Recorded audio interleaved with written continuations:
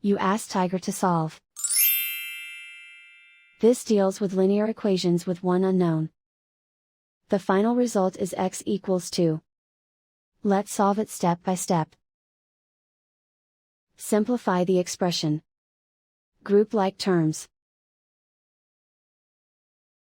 Simplify the arithmetic. Group all constants on the right side of the equation. Add 3 to both sides.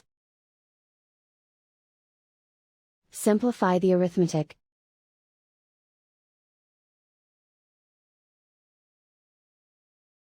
Isolate the x. Divide both sides by 3. Simplify the fraction. Find the greatest common factor of the numerator and denominator. Factor out and cancel the greatest common factor. And so the final result is x equals 2.